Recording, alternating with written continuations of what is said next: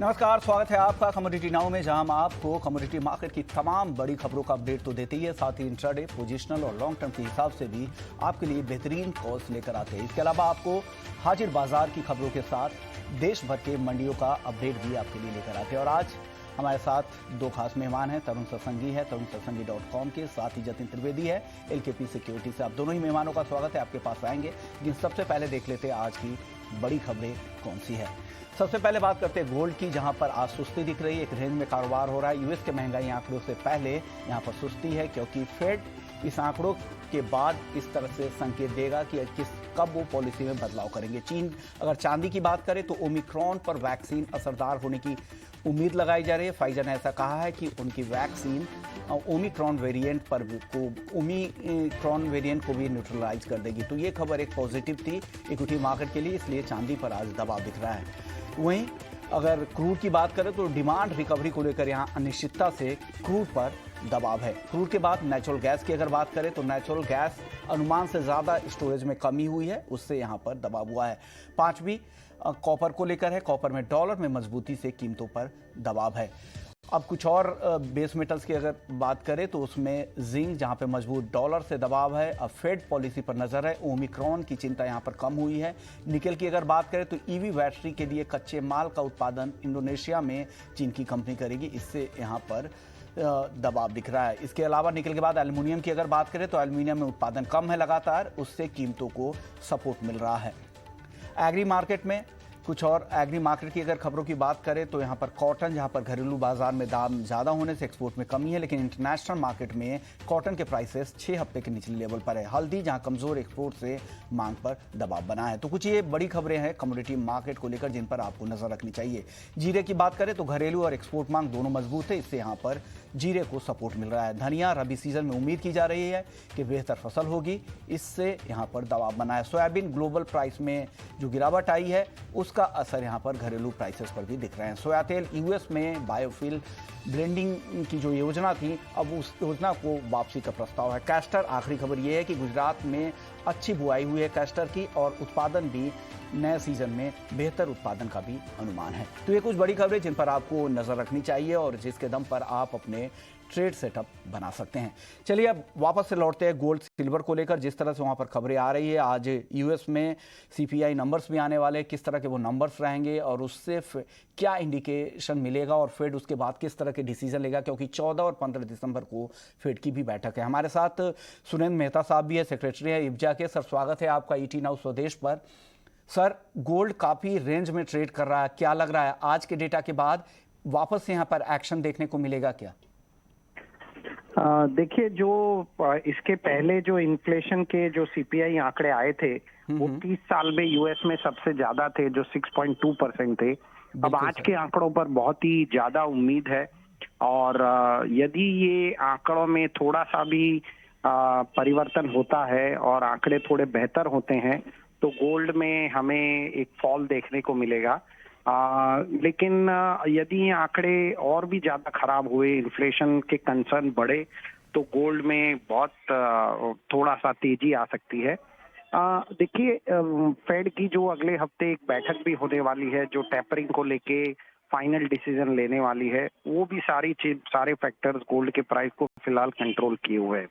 मेरा मानना ऐसा है कि फिलहाल गोल्ड भी बिल्कुल ट्रेडिंग को अवॉइड करना चाहिए, और लोगों को ये चाहिए कि यदि वो कोई ट्रेड भी करे तो बिना स्टॉप लॉस लगाए ये बिल्कुल ट्रेड ना करें। और ये एक रेंज बाउंड ही रहेगा। मैंने पहले भी कहा था कि गोल्ड फिलहाल $1757 से $1814 के बीच में एक रेंज में रहेगा, और ये बिल्कुल उस पर ही निर्भर करेगा जो आज CPI के आंकड़े आएंगे। मेरा पर्सनली मानना ये है कि इन्फ्लेशन इतना जल्दी कंट्रोल होने वाला नहीं है, और हमें यहाँ से एक अच्छी खासी तेजी देखने को मिल सकती है।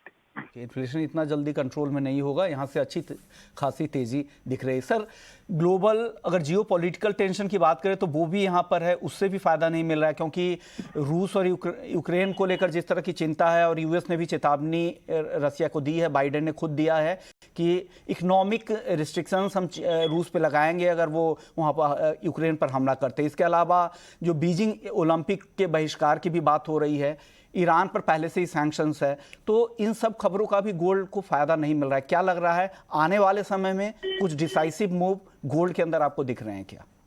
देखिए, गोल्ड में हमेशा एक रहता है कि गोल्ड अपना बढ़ने के लिए और घटने के लिए अपने कारण खुद ढूंढता है।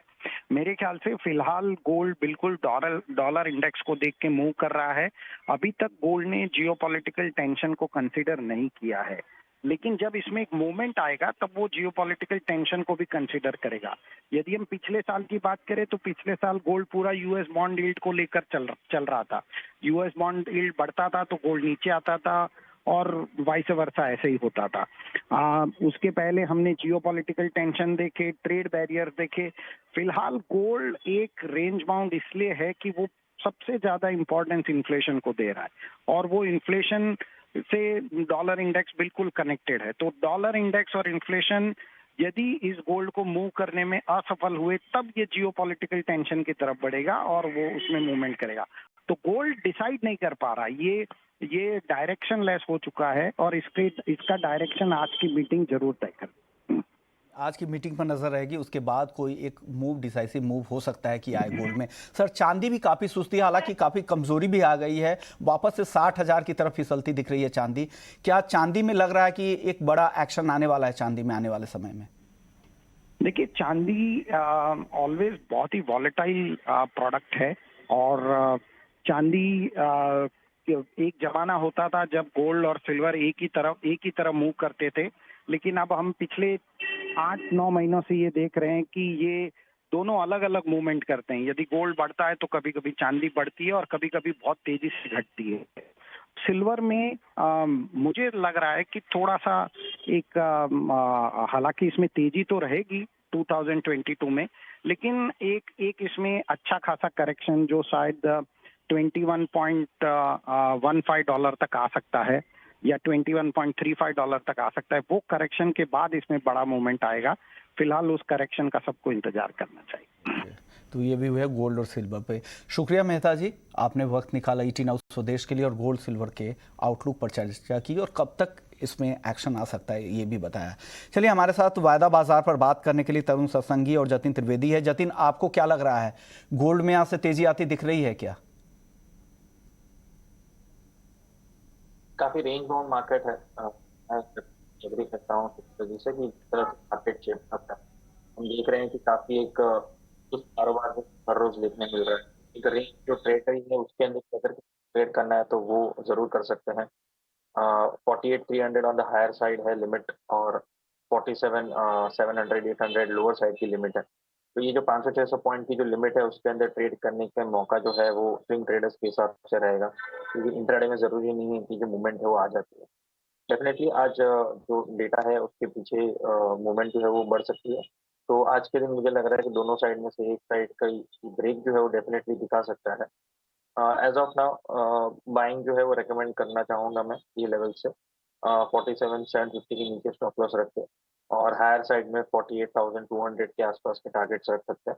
बट सेफली खेलना है, लो क्वांटिटी के साथ ट्रेड करना है, क्योंकि डिसाइसिव ट्रेंड नहीं है, और स्ट्रिक्टली स्टॉप लॉस को फॉलो करना है। यानी डिसाइसिव ट्रेंड अभी नहीं है, एक रेंज में रहेगा तो बहुत ज़्यादा ट्रेड ना करे, कम लॉट के साथ ट्रेड करने की कोशिश करे। बाई साइड में 47,950 पे खरीदे, जो करंट लेवल है वो बिल्कुल बाइंग लेवल के आसपास ही अभी चल रहा है, यहाँ से 48,250 रुपये के टारगेट के लिए। तरुण, आपका क्या मानना है, आपको लग रहा है कि गोल्ड में आज यहाँ से बड़ी तेजी आएगी, या आप भी वेट करेंगे, अभी महंगाई के नंबर्स आएंगे उसके बाद आप डिसाइड करेंगे तब ट्रेड करने की सलाह देंगे? हाय, गुड मॉर्निंग। सर्टनली जैसा कि मेरे कलीग ने कहा, साइडवेज हो चुका है गोल्ड। हमने देखा लास्ट फोर्टनाइट के अंदर 47,500 से 48,500 के बीच में प्राइस एक्टिविटी हुई है। हमारा ऐसा मानना, जब तक कि 48,500 के ऊपर प्राइस नहीं जाएंगे डिसाइसिव रैली नहीं आएगा। करेक्शन तभी आएगा जब 47,500 के नीचे प्राइस स्लिप करेंगे। मार्केट आई करेगा एफओएमसी का नेक्स्ट वीक का मीटिंग, जिसमें हो सकता है वो टेपरिंग के बारे में अनाउंसमेंट दे सकते हैं, कर सकते हैं। अगर ऐसा होता है तो गोल्ड के लिए नेगेटिव न्यूज़ होगा ये। मैं नॉनडाइलेस शॉर्ट टर्म में जिस तरीके से गोल्ड रिएक्ट कर रहा है, ओमिक्रॉन इशू सबसाइड हुआ है, तो मैं सेल ऑन राइज करना प्रेफर करूंगा। अराउंड 48,200 स्टॉप लॉस रहेगा 48,300 एबव। मुझे लगता है कि आज या 1-2 दिन के अंदर 47,700 तक प्राइस आ सकते हैं। ओके, यानी राय बिल्कुल अलग है, लेकिन जो टारगेट जतिन ने दिया है 48,200 250 का, उस लेवल्स पे आए तो वहां पर बेचना है, ये तरुण जी का मानना है। और नीचे की तरफ खरीदारी की राय है जतिन की, और ऊपर की तरफ बेचने की सलाह है तरुण जी की तरफ से। जतिन, चांदी में आज कमजोरी दिख रही है, 225 रुपए फिलहाल नीचे है, 60,570 रुपए। क्या करना चाहिए, क्या सलाह देंगे अभी चांदी में?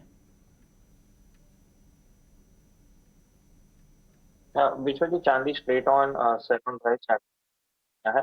जिस तरह से बेस मेटल में भी डिसाइसिव मूव नहीं है और गोल्ड भी जो है थोड़ा अनसर्टन मार्केट जो है वो वहाँ पे ट्रेड कर रहा है। चांदी के लिए जब भी सिनेरियो कुछ ऐसा रहता है यहाँ पे अनसर्टेनिटी है तो बुलिश ट्रेंड तो होता ही नहीं है, दैट इज फॉर श्योर। जब भी मार्केट अगर कंफ्यूजिंग रहता है या अनसर्टन रहता है तो चांदी के अंदर बाइंग तो बिल्कुल भी नहीं आता।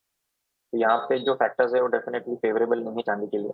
सेल ऑन राइज स्ट्रैटेजी बनाकर रखे, बहुत ही बढ़िया सेटअप है सेलिंग के लिए। 62,000 के ऊपर जो है वो स्टॉप लॉस बनाकर रखना है, और नीचे में 60,000 एक फर्स्ट इनिशियल टारगेट रहेगा। और उसके बाद अगर 60,000 के लेवल से ब्रीच करता है तो डेफिनेटली 58,500 से लेकर 59,000 दूर नहीं रहेगा चांदी। तो चांदी को बेचने की सलाह 61,000 पे, 60,300 रुपए के टारगेट के लिए 61,350 के स्टॉप लॉस के साथ। चलिए बात कर लेते हैं कच्चे तेल में, जहां गिरावट और बढ़ गई है। एमसीएक्स क्रूड की बात करें तो अब गिरकर 5,350 रुपए के नीचे आ गया है, 1.25% से ज़्यादा की कमजोरी है। तरुण, क्या लग रहा है कच्चे तेल में और गिरावट बढ़ेगी, और क्या नए टारगेट आप दे रहे हैं ट्रेडर्स को?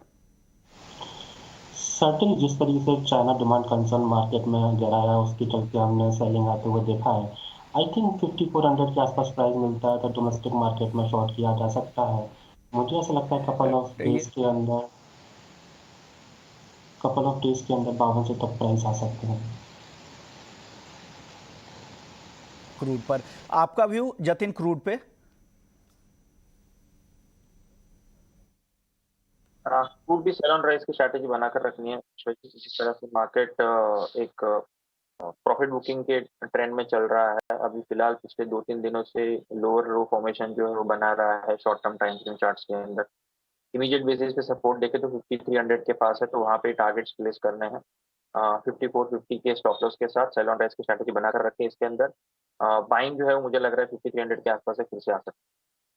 तो ये बेचने की सलाह है 5,390 पे, 5300 का टारगेट है, 5,440 का स्टॉप लॉस लगा ले। चलिए अब बात कर लेते हैं कॉटन की। हमारे साथ अरुण सिकसारिया साहब भी जुड़ गए हैं, जो एमडी है डीडी कॉटन के। सर, स्वागत है आपका ईटी नाउ स्वदेश पर। सर, कॉटन को लेकर मिक्स्ड खबरें आ रही हैं। इंटरनेशनल मार्केट में ऐसी खबरें आ रही कि यील्ड बेहतर हो सकती है ब्राज़ील, ऑस्ट्रेलिया वगैरह में, और साथ ही यहाँ पर जो बारिश की वजह से आवक में जो देरी हुई थी, अब वो धीरे धीरे सामान्य हो रही। तो आवक बढ़ने के बाद क्या डोमेस्टिक मार्केट में भी प्राइसेस कम होंगे जिस तरह से इंटरनेशनल मार्केट में कम हुए हैं? क्योंकि हमने देखा था कि नवंबर के लास्ट तक 24 नवंबर को जो ऊंचाई थी, 10.5 साल की ऊंचाई पर कॉटन का मार्केट कारोबार कर रहा था, वहां से काफ़ी नीचे आ गया है, करीब करीब 6 हफ्ते के निचले लेवल पर है। अब डोमेस्टिक मार्केट में आपको क्या लग रहा है, कितनी गिरावट यहाँ से आती दिख रही है? नमस्कार जी। देखिए, जहाँ तक लोकल मार्केट का सवाल है, अभी at this point of time international market से थोड़ा हटके काम हो रहा है। इंटरनेशनल मार्केट के अंदर जो समाचार आपने सुना था वो सही है कि सब जगह यील्ड बढ़ रही है, प्रोडक्शन भी बढ़ रहा है, तो उसको आप अलग से रख लीजिए। क्योंकि अभी आइस का भाव चल रहा है 106 105 का भाव चल रहा है। ये मेरे हिसाब से आइस में गिरावट आने की संभावना काफी है, और ये जहाँ तक आइस है वो $1 और $1 के नीचे आने की भी संभावना पूरी है, ये महीने में, अगले महीने में। इंडियन कॉटन का जहाँ तक सवाल है, एकदम सही आपने कहा है कि मौसम साफ होने के बाद में क्रॉप की अराइवल जो है वो काफी बढ़ने लग गई है हर स्टेट के अंदर। एंड मेरे हिसाब से क्रॉप का जो अनुमान लगाया गया था 360 लाख का, उसमें से प्लस माइनस 5-7 लाख हो सकता है, ज्यादा कम गिरने की कोई संभावना है नहीं। जहाँ तक भाव का सवाल है, प्राइस का सवाल है, जैसे लास्ट टाइम भी मैंने आपको कहा था कि इसमें तेजी का जो है 31,500 की तेजी है और 30,000 तक की मंदी है। तो ये रेंज में बाजार चलता रहेगा, और मैं भी अभी भी वही मान रहा हूँ कि ये 30,000 और 31,500 के रेंज में बाजार रहेगा। Okay sir, next 1 month at least. Okay sir, CI का अनुमान क्या है उत्पादन का इस साल का? सीआई का अनुमान जो है, लास्ट हमारी जो मीटिंग हुई थी उसके अंदर उसके फिगर सब आपके पास ही है। अभी दिसंबर की मीटिंग अभी तक हुई नहीं है, तो जब तक मीटिंग नहीं होती है उसका अनुमान लगाना मुश्किल है, बिकॉज वहाँ पे सब पूरे हिंदुस्तान से सब जगह से समाचार आते हैं। तो उसके बाद में ही आपको वो आंकड़ा मिल सकता है कि व्हाट इज द रिवाइज्ड है कि सेम आंकड़े हैं। ओके। और सर जिस तरह से ग्लोबल प्राइसेस अच्छे हैं, तो क्या अब एक्सपोर्ट वायबल रह गया यहाँ से एक्सपोर्ट करना, क्योंकि ऑलरेडी डोमेस्टिक प्राइसेस ऊंचे हैं, तो क्या एक्सपोर्ट अब कम हो गए हैं या बिल्कुल खत्म है, बंद हो चुके हैं अभी मौजूदा प्राइसेस पे? देखिए, हिंदुस्तान की जो रुई है हमेशा एक लेवल पे काम होता था उसका। जैसे आइस का प्राइस चल रहा है, आइस का प्राइस अगर अभी भाव चल रहा है 105 106 का, तो हिंदुस्तान की रुई 300 से 500 सेंट ऊपर चलती थी आइस से, और अच्छा काम होता था। अभी हिंदुस्तान की रुई का जो बेसिस हो गया है वो 700 800 का बेसिस हो गया, जो फॉरेन के बाहर लोग के लिए ज्यादा अट्रैक्टिव नहीं है। उनको ब्राजील की रुई है, वेस्ट अफ्रीका की रुई है, वो 1200 1300 में मिल रही है। ओके। तो अब फिलहाल आप ये पूछोगे कि एक्सपोर्ट एकदम अंधाधुन एक्सपोर्ट हो सकता है? नहीं, अंधाधुन एक्सपोर्ट नहीं होगा। जरूरत के हिसाब से एक्सपोर्ट होगा, particularly for Bangladesh, because of the border. एकदम हिंदुस्तान की एकदम लगती हुई बॉर्डर है, तो वहाँ पे वो उनको ज्यादा जरूरत है हिंदुस्तान से, तो वो हो सकता है। बट चाइना है या दूसरी कंट्रीज, वियतनाम है, इन लोग अगर ज्यादा माल लेंगे क्या, संभावना मुश्किल है आज के भाव के हिसाब से। ओके। सर आखिरी सवाल कॉटन केक को लेकर, क्या कॉटन केक के प्राइसेस कम होंगे क्या उम्मीद लग रही है आपको, या आपने जो रेंज दिया था 2500 से 3000 उस रेंज पर ही आप कायम हैं? अभी तक वही रेंज पे कायम है। बस कॉटन या कॉटन केक का जो प्राइस है वो डायरेक्टली कॉटन के संबंध में होगा। अभी आज अगर कपास का दाम आपका चल रहा है 8000 के लेवल पे चल रहा है, और कॉटन केक का दाम भी ये बहुत चल रहा है, तो ये पड़ता अच्छी चल रही है। मेरे हिसाब से मेंटेन रहेगा। अगर कुछ कपास के दाम के अंदर वो ज्यादा गिरावट आ जाएगी तो बात अलग है, बट आई स्टिल मेंटेन 2500 से 3000 का रेंज। ओके, 2500 से 3000 का रेंज। शुक्रिया अरुण सेखसारिया साहब, आपने वक्त निकाला और कॉटन मार्केट का पूरा आउटलुक समझा दिया। चलिए वापस से वायदा बाजार का रुख कर लेते हैं। तरुण, कॉटन आपको कैसा लग रहा है करंट लेवल पे? क्या लग रहा है यहाँ से तेजी आएगी एमसीएक्स कॉटन में? या सर्टेनली जिस तरीके से ग्लोबल कंसर्न हमने देखा है, ओमिक्रॉन की वजह से फ्लाइट चांसेस है कि थोड़ा सा डिले होंगी, ये इसकी वजह से भी हमने सॉफ्टनेस आते हुए देखा है। साइमल्टेनियसली देखिए, जैसे कि अभी मेरे कलीग बोल रहे थे, मुझे भी ऐसा लगता है कि आइस में है ना ये $1 के नीचे आना चाहिए प्राइस। कंसिडरिंग दिस, अगर मैं बात करता हूँ एमसीएक्स की, पॉसिबिलिटी है कि शॉर्ट टर्म के अंदर over a period of 1 to 2 weeks 5% के आसपास का गिरावट देखने को मिले। तो फिर से दबाव है क्रूड में, जैसे जैसे गिरावट आई है फिर ग्वार पर भी दबाव बना है। कल अच्छी तेजी दिख रही थी, अब ग्वार कैसा लग रहा है यहाँ से तरुण जी? ये आई थिंक शॉर्ट टर्म में वीकनेस ग्वार के अंदर में भी रहना चाहिए, और जिस तरीके से ऑयल के प्राइस में फर्दर सॉफ्टनेस देखने को अगर मिलता है तो उसका डायरेक्ट इम्पैक्ट हमको ग्वार सीट के प्राइस में देखने को मिलेगा। तो मुझे ऐसा लगता है कि ग्वार सीट का प्राइस ग्रेजुअली 5400 से लेकर 5500 के बीच में आना चाहिए। तो ये भी है ग्वार सीड और ग्वारगम को लेकर। सर अगर एडिबल ऑयल काउंटर्स में की अगर बात करें तो एक मिक्स खबर है, ग्लोबल प्राइसेस कम हो रहे हैं सोयाबीन के, तो डोमेस्टिक प्राइसेस भी कम हो रहे हैं। सोया तेल को लेकर खबर है कि यूएस में जो ब्लेंडिंग का, बायोफ्यूल में जो ब्लेंडिंग का प्लान था, वो अब उसको वापस लेने का भी प्रस्ताव है। तो इन खबरों के बीच में आपको सोयाबीन कैसा लग रहा है? सोयाबीन अब यहाँ से खरीदे अभी जो हाल की गिरावट आई है उसमें, या अभी रुके, क्या करें आप? जिस तरीके से अभी हमने सीबॉट में प्राइस रिएक्शन आते हुए देखा, उसके हिसाब से लगता है शॉर्ट टर्म में करेक्शन आ सकता है। बट अगर मैं एमसीएक्स की बात करता हूँ जनवरी फ्यूचर की, मुझे ऐसा लगता है कि 6000 काफ़ी अच्छा बेस है, और जब तक कि उसके नीचे प्राइस क्लोज नहीं देंगे इसमें फर्दर गिरावट नहीं आएगी। हो सकता है कि कपल ऑफ डेज के अंदर उन लेवल के आसपास प्राइस मिले, लेकिन यहाँ पर मैं बाय ऑन डिप्स का स्ट्रेटेजी फॉलो करने की सलाह दूंगा। 6100 या इसके बिलो आता है प्राइस बाय करना चाहिए सोयाबीन को, और 5980 के नीचे का स्टॉप लॉस लगाना चाहिए। वंस अगेन मुझे ऐसा लगता है कि 1 मंथ के अंदर 6580 तक प्राइस आने चाहिए। तो सोयाबीन में खरीदारी की सलाह है।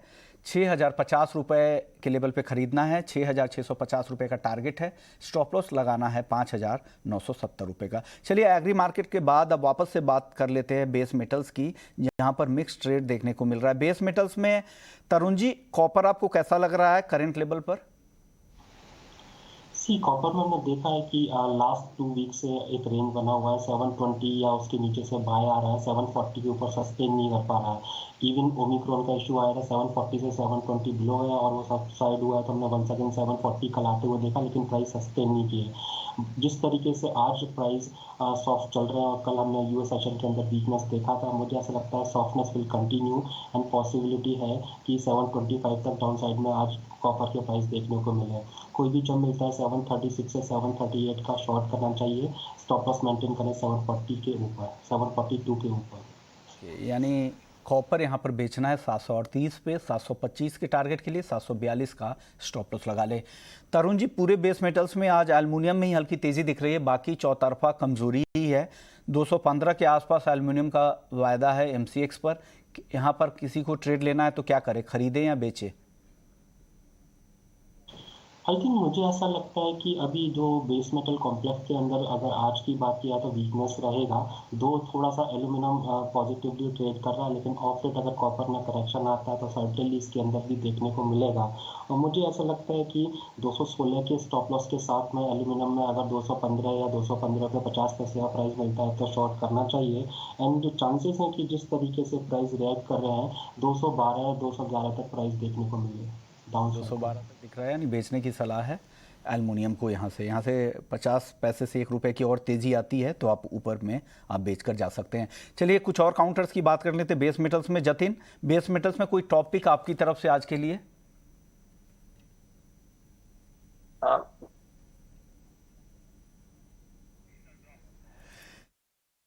जतिन की अगर बेस मेटल्स की कॉल है, कॉल हमारे पास है, वो बता देता हूँ। लेड इन्होंने खरीदारी की सलाह दी है, 184 रुपये 50 पैसे के लेवल पे खरीदना है।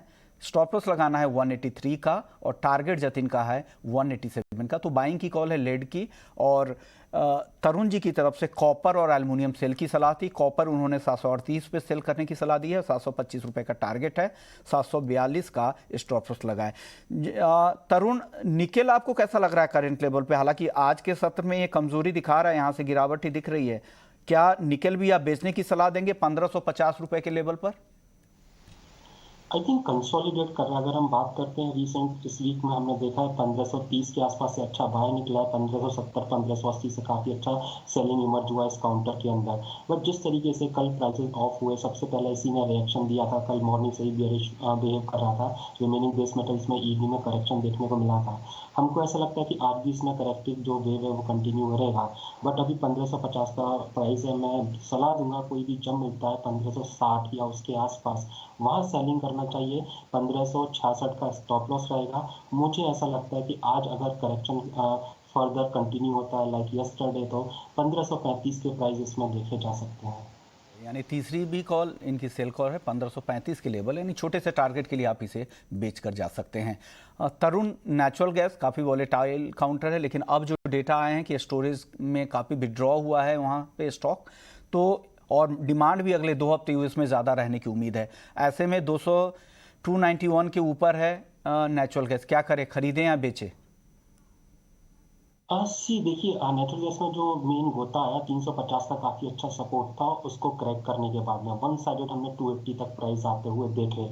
एंड उसके पीछे कारण ये था कि जो मीडियम टर्म फॉरकास्ट था यूएस विंटर का दिस सीजन का, वो वार्मर देन नॉर्मल था, जिसकी वजह से क्या हुआ, इस काउंटर में ह्यूज सेलिंग मोमेंटम देखने को मिला। नो डाउट अभी अगले 2 वीक का जो फॉरकास्ट है वो कूलर देन नॉर्मल ज़रूर है, लेकिन we need to see exactly उस तरीके से होता है कि नहीं।